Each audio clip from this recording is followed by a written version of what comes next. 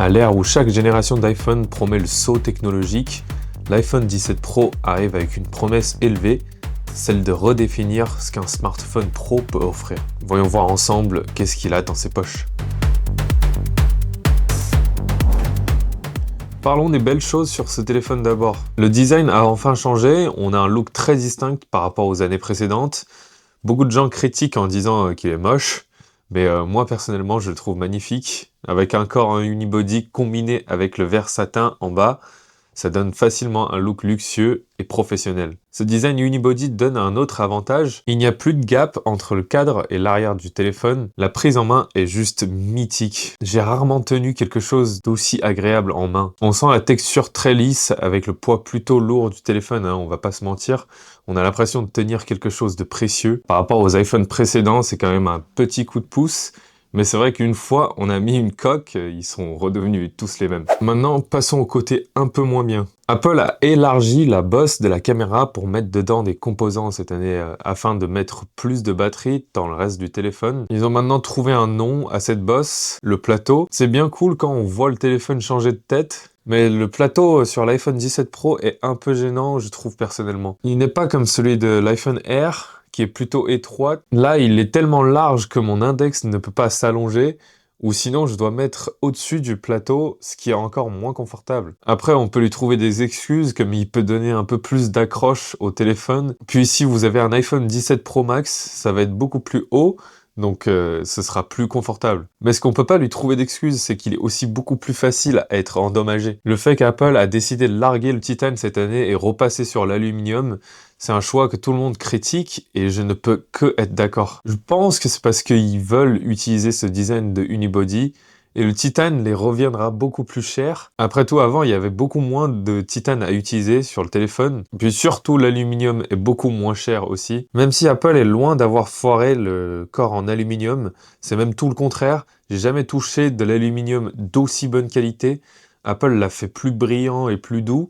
Mais le problème, c'est cette matière en elle-même. Elle est trop facile à rayer. Je l'ai expérimenté de moi-même d'ailleurs, mais après, je vais être honnête avec vous, je l'ai bien cherché. Et j'ai voulu bien protéger le téléphone parce que je vais devoir le retourner à Apple une fois j'aurai fini de filmer mes vidéos. J'ai donc acheté un kit de protection. Dedans, il y a une coque, un protège d'écran et un protège pour le plateau. Quand j'ai essayé de coller le protège pour le plateau, il faisait des bulles moches en dessous. Du coup, je voulais l'enlever pour le remettre. Mais peu importe comment j'essaye, avec mes mains, il veut pas bouger. J'ai plus de moyens, j'ai dû donc sortir mon cutter. J'ai fait extrêmement gaffe quand j'ai essayé de passer le cutter entre le protège et le téléphone. Mais j'ai quand même rayé à deux endroits comme vous pouvez voir sur l'écran. Revenons un peu sur les bonnes choses. L'écran a été mis à jour cette année, plus lumineux à l'extérieur par rapport à mon iPhone 16 Pro, plus précisément 3000 nits comparé à 2000. Ça c'est vraiment quelque chose que j'ai pu ressentir. Sinon une autre chose bien, c'est la performance. J'ai fait un benchmark sur Geekbench 6 lorsque j'ai testé l'iPhone Air. Voici les scores. L'A19 Pro a une très belle amélioration par rapport à l'A18 Pro. Les deux puces possèdent le même nombre de cœurs de CPU et de GPU, et on constate quand même un saut de 40% sur le GPU et le CPU en single core. En multicore, on a une amélioration quand même considérable de 20%. Mais les benchmarks restent toujours des benchmarks. Là, on parle de modèle Pro, il faudrait évidemment essayer de les pousser à bout. Je l'ai mis en tête à tête contre mon iPhone 16 Pro et j'ai testé les deux téléphones dans Resident Evil Village. Ils sont mis à égalité encore une fois pour éviter les biais. J'ai éteint les cartes SIM, Bluetooth et toutes les applications. Avec juste Wi-Fi allumé, on lance le jeu avec la résolution max. Alors pendant ce test, pour économiser du temps, je vais sauter tous les scènes de coupe. Mais dès le début, on remarque que l'iPhone 17 Pro charge beaucoup plus vite que l'iPhone 16 Pro au point où je pensais que mon iPhone 16 Pro avait bugué, que j'ai pas appuyé sur le bouton. Côté performance, nous avons constant 60 fps sur l'iPhone 17 Pro dès le début, mais sur l'iPhone 16 Pro, nous sommes plutôt à 38-37 fps. On arrive à une autre scène de coupe et on remarque encore une fois que l'iPhone 17 Pro est vachement plus rapide que l'iPhone 16 Pro en termes de chargement, donc le CPU a une énorme différence. Arrivant à l'entrée du village où l'iPhone 17 Pro a première fois baissé en dessous de 60 fps, maintenant il est plus entre 47, 48, 50 fps. Quant à mon iPhone 16 Pro, il est plus à 29, 30, 31 fps. Quand on commence à se balader à l'intérieur du village, c'est là où la tâche est la plus lourde. On remarque que l'iPhone 17 Pro est en dessous de 40 fps constant et mon iPhone 16 Pro a baissé à 27 fps à un moment, C'est le plus bas que j'ai jamais observé pendant ce test. Durant les scènes de combat, côté l'iPhone 16 Pro, on est plutôt vers 30 fps. Lorsqu'on tire et bouge beaucoup, ça baisse en dessous de 30 fps. Et côté l'iPhone 17 Pro, on traîne plutôt vers 45-44 fps. Même quand on tire, il baisse jamais en dessous de 40 fps. Donc sans doute, il est bien plus puissant que l'iPhone 16 Pro. Côté refroidissement, cette année, Apple a fait une grande promesse. Non seulement on a le corps unibody en aluminium qui conduit, il me semble, 10 fois mieux la chaleur que le titane. En plus, nous avons une chambre à vapeur pour mieux dissiper la chaleur.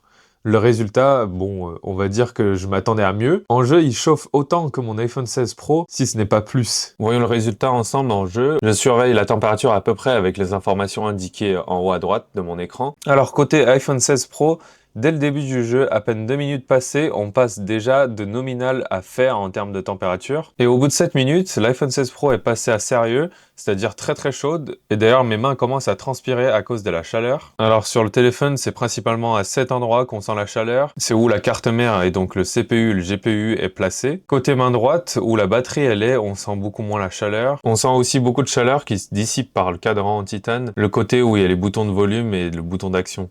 Côté l'iPhone 17 Pro, on commence aussi en nominal. Ne vous inquiétez pas, je vais enlever la coque après. Quand on arrive au moment où on commence à bouger vers le village, l'iPhone 17 Pro est toujours en nominal. Et c'est seulement vers 5 minutes 30 qu'il est passé à fer. Donc il a tenu 2 minutes 30 de plus avant de passer en fer par rapport à mon iPhone 16 Pro. Et c'est seulement au bout de 10 minutes 40 qu'il est passé à sérieux. Par rapport à mon iPhone 16 Pro, c'est aussi 3 minutes de plus. L'endroit où on sent le plus de chaleur, c'est vers les boutons volume et le bouton d'action. Et on sent beaucoup aussi vers le bas du plateau. Ce design en unibody clairement marche. Avec l'aluminium et la chambre à vapeur, la chaleur est conduite sur l'entièreté du téléphone. Même si on sent beaucoup plus de chaleur aux endroits que j'ai mentionnés, ça doit quand même aider à la dissipation. Alors 2 minutes 30 et 3 minutes sont des améliorations remarquables, mais en utilisation quotidienne, 2 ou 3 minutes de plus par rapport à une session de jeu de 40 minutes, 1 heure, voire 1h30, c'est pas du tout perceptible. N'en parle même pas que l'iPhone 17 Pro est beaucoup plus chaud que l'iPhone 16 Pro. J'ai pas les matériels pour mesurer les températures exactes, mais on sent que l'iPhone 17 Pro chauffe plus que l'iPhone 16 Pro. Au bout des 2 sessions de 25 minutes, mes deux mains ont toutes transpiré, mais j'ai transpiré beaucoup plus avec l'iPhone 17 Pro que l'iPhone 16 Pro. Après, malgré la chaleur, les deux n'ont pas eu de surchauffe ni de baisse en performance. Et je dois préciser que j'ai fait le test sans le coque de téléphone. J'ai testé après tout seul avec les coques sur les deux téléphones et ils ont tous les deux baissé de luminosité très rapidement, même s'il n'y a pas de drop de FPS. Alors sur le résultat du refroidissement, j'ai plusieurs théories. Je pense que l'A19 Pro est plus performant, mais il doit consommer un peu plus que l'A18 Pro aussi,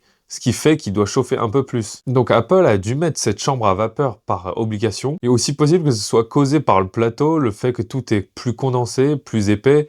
Donc encore une fois, Apple est forcé à le refroidir mieux celui-ci, sinon je pense que ce serait catastrophique. Mais après, en utilisation de tous les jours, c'est vrai que j'ai jamais eu de problème de surchauffe, même si j'étais à faire des appels vidéo en même temps de regarder des pages web, ce que l'iPhone Air avait un tout petit peu plus de mal. Je sens beaucoup moins la chaleur en général, ce qui veut normalement dire que la chaleur dissipe beaucoup mieux, mais il se peut aussi que l'A19 Pro est plus efficient. Parlant de ça, il faudrait qu'on discute sur la batterie. C'est assez louche parce que tout le monde parle de l'autonomie qui dure longtemps, mais moi personnellement, j'ai pas senti tant que ça de différence. Je l'ai d'abord testé avec les jeux. Au bout de 25 minutes, je constate que les deux téléphones sont à 91% de batterie. Mon iPhone 16 Pro est tombé à 90% juste après que j'ai éteint ma caméra. Mais encore, ça fait presque pas de différence. Je me suis initialement dit que c'est parce que l'A19 Pro consomme plus que l'A18 Pro, comme il est plus performant. Du coup, j'ai fait un autre test où normalement, la consommation serait pareille. Comme la dernière fois avec l'iPhone Air, j'ai mis une vidéo YouTube à 4K résolution. Au bout d'une heure, les deux téléphones sont encore tombés au même pourcentage de batterie. Et je me suis dit que c'était parce qu'on est en France, et comme ce que j'avais mentionné avant dans une vidéo short, les modèles Pro en France a 2 heures d'autonomie de moins que ceux des États-Unis, 31 heures de playback vidéo au lieu de 33 heures, mais ça fait quand même 4 heures de différence par rapport à mon iPhone 16 Pro. J'étais donc allé voir le test des autres youtubeurs. J'ai constaté en fait que le pourcentage de batterie des iPhones descendent presque de la même vitesse au début, comme sur la vidéo de Mr. Who's the Boss. L'écart se crée seulement au fil du temps. Plus on descend, plus l'écart est grand. Donc mon test ne représente pas vraiment l'autonomie des téléphones. Pareil pour celui de l'iPhone Air. Pardonnez-moi de ne pas m'avoir donné assez de temps pour un test qui dure assez longtemps. Je ferai mieux la prochaine fois, mais pour l'instant, l'instant, je vous invite à vous référencer aux tests des autres youtubeurs, comme par exemple le test de Jojol. Il faut aussi que je précise que tous les tests d'autonomie sont différents, et il faut pas se focaliser trop sur le temps final, mais plus sur l'écart de temps entre chaque téléphone. Ici, le test de Jojol représente plus une utilisation intensive. Je saute directement à la fin pour vous spoiler les résultats, mais je vous invite fortement à regarder la vidéo par vous-même. Je vous mets le lien dans la description. Du coup, en fin de compte, l'iPhone 16 Pro a eu 7h42 d'autonomie, comparé à 7h54 de l'iPhone 17 Pro. Donc en utilisation intensive, c'est vrai que ces deux téléphones n'ont pas énormément de différence en autonomie. En termes de caméra, nous avons cette année la caméra devant qui s'est améliorée à un capteur de 18 mégapixels. Maintenant, il possède la fonctionnalité Center Stage comme celui de l'iPad et il permet de prendre des photos en paysage en tenant le téléphone en portrait comme l'iPhone Air. C'est vachement plus pratique. Puis en caméra arrière, nous avons aussi une amélioration remarquable. La caméra téléphoto et ultra grand angle sont tous les deux à 48 mégapixels maintenant. La clarté des photos une fois zoomées, c'est quand même bien remarquable. Je vous mets quelques photos pour la comparaison. Voyons voir d'abord la caméra ultra grand angle. Ces deux photos sont pour comparer la performance quand elles ont suffisamment de luminosité. On peut voir que la photo de l'iPhone 16 Pro est un peu plus jaune. Ici, c'est l'iPhone 17 Pro qui représente mieux la couleur, mais il n'y a pas trop de différence sur la clarté de l'image. Zoomant un peu sur mon clavier, là on peut voir une différence assez large. Gumball est beaucoup plus dessiné sur l'iPhone 17 Pro. Côté 16 Pro, on voit presque plus ses sourcils. Pareil sur le webcam, on voit que les lettres sont plus lisibles sur le 17 Pro. Passons à la luminosité basse. Les différences sont moins visibles, mais ils persistent toujours. L'iPhone 17 Pro gagne clairement. Maintenant, on switch d'objet pour tester la caméra principale. De première vue, on voit toujours que l'iPhone 16 Pro jaunit un peu plus la photo que l'iPhone 17 Pro. Ici, encore une fois, c'est l'iPhone 17 Pro qui représente mieux la couleur. Quand on zoome dans l'image, il n'y a pas trop de différence sur la clarté, mais on voit que l'iPhone 17 Pro est plus focus sur le visage de Piroli que l'iPhone 16 Pro, qui sait pas trop où focuser. Je précise que j'ai mis les deux téléphones sur un trépied, donc il y a peu de chances que ce soit causé par un tremblement. Ensuite, nous avons la vedette, la caméra téléphoto ou encore longue focale, différente de celui sur l'iPhone 16 Pro qui est à 120 mm ou un zoom x5. Celui sur l'iPhone 17 Pro est à 100 mm ou bien un zoom x4. Puis celle du 16 Pro est en 12 mégapixels au lieu de celle à 48 mégapixels sur le 17 Pro. Là, d'un coup d'œil, on peut voir un petit défaut qui se voyait moins sur les autres photos, c'est que la photo de l'iPhone 17 Pro est un peu trop saturée par rapport à l'iPhone 16 Pro, qui lui est déjà un peu plus saturé que la vraie couleur. Mais bon, c'est un peu le problème de tous les téléphones, puisque les gens préfèrent celles qui sortent des photos qui ont une meilleure couleur sans se soucier de la précision de la couleur. Sinon, sur la clarté, on voit une grande amélioration côté 17 Pro. Une fois zoomé, c'est encore plus visible. Parce que l'iPhone 17 Pro possède maintenant 48 mégapixels sur sa caméra téléphoto. Apple a fait aussi une caméra en fusion qui découpe le capteur en un quart de surface, pour réaliser un zoom x8. Au début, je pensais que ça n'aurait pas de différence par rapport au x4, ce serait pareil qu'un zoom digital, mais en fait la photo est encore plus fine sur la x8 que la x4, ce qui m'a agréablement surpris. Quant à vidéo, ces caméras sont toutes aussi excellentes, spécialement la stabilisation du zoom x8 cette année, je vous laisse juger par vous-même.